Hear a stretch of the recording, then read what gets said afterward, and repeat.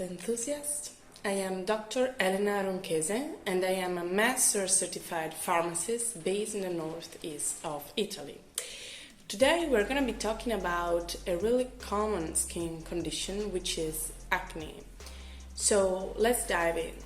What is acne? Acne vulgaris is the most prevalent chronic skin condition in the United States, affecting nearly 50 million people per year, mostly adolescents and young adults. What causes acne? Going through the pathogenesis steps, we have oil production, mainly mediated by hormones, especially androgens. Examples of these are puberty acne and PCOS, which is polycystic ovarian syndrome. Oil production leads to pore occlusion. Increased skin cell cohesiveness, which means that skin cells are sticky. This process makes your pores get clogged, and this step leads to the third step, which is bacterial proliferation or bacterial overgrowth, and this bacterial overgrowth leads to inflammation. Going through the types of blemishes you can get, there are 4 stages of acne. We have got blackheads. These blemishes are black because dead skin cells and the sebum gets oxidized by the air, so that's why they appear to be black. Then we have got whiteheads. Whiteheads are covered by a thin layer of skin and the content is not oxidized, that is why they appear to be white. But basically, blackheads and whiteheads are the same. The only difference here is the oxidation. And then we have got papules and pustules.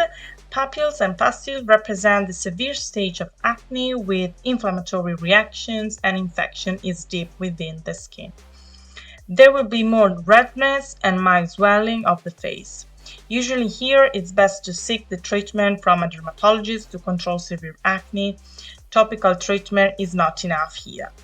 Most likely the person needs oral antibiotics to treat the papules and pustules. However, there are several good options to treat the first stages of acne. Now let's pick those steps apart and get through what you can do to tackle it. First, we have got niacinamide. Niacinamide might decrease oil production. Salicylic acid, which is a beta-hydroxy acid, can penetrate your pores and get rid of some of that oil within the pores. On the same note, do not overstrip your skin by over-cleansing your skin because this would worsen your oil production as a rebound effect. And of course, it would irritate your skin further. So try also to avoid alcohol-based toners and harsh exfoliants. About pores obstruction. Pores obstruction, what can we do to tackle pores obstruction? There are more things you can do to tackle it. First-line treatment in general is retinoids. Retinoids, why? It helps in different aspects of acne.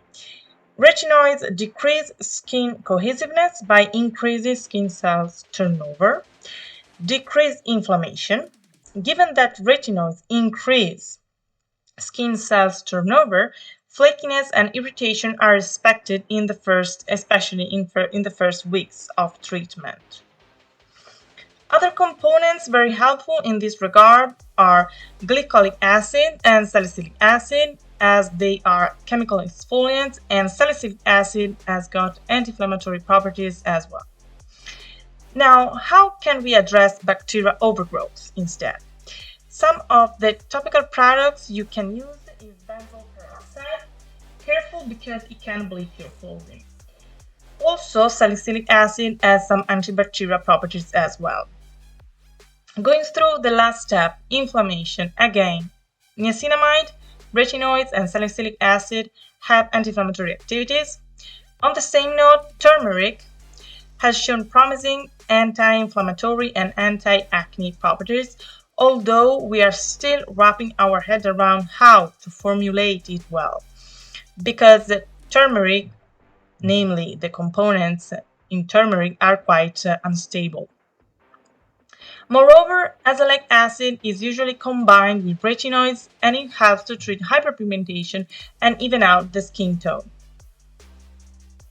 So now let me show you some products that can contain the components explained, and they might come in handy when it comes to treat acne. Here we have got benzoyl peroxide 10% cleanser. This one is an acne foaming wash, so after applying it you have got to wash it off thoroughly. Benzoyl peroxide, as we said before, has got an antibacterial activity. Little heads up for benzoyl peroxide because it might bleach your clothing. Then we have got 2% salicylic acid and niacinamide face cleanser. This one also is very good to control your blemishes. Also, this one is a cleanser, so you've got to apply it and wash it off thoroughly. This one is 2% salicylic acid and niacinamide. This one is a gel-like cream. I would recommend you to apply it at night before going to bed, or you can apply it in the morning, but careful, you have always to put a sunscreen after applying this gel-like cream.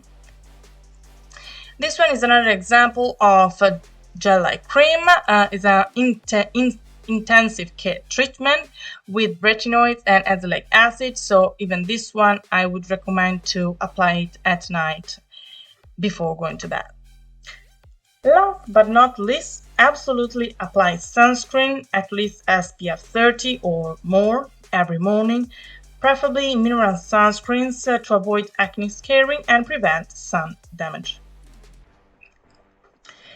Little heads up, not all types of acne can be treated with over-the-counter products.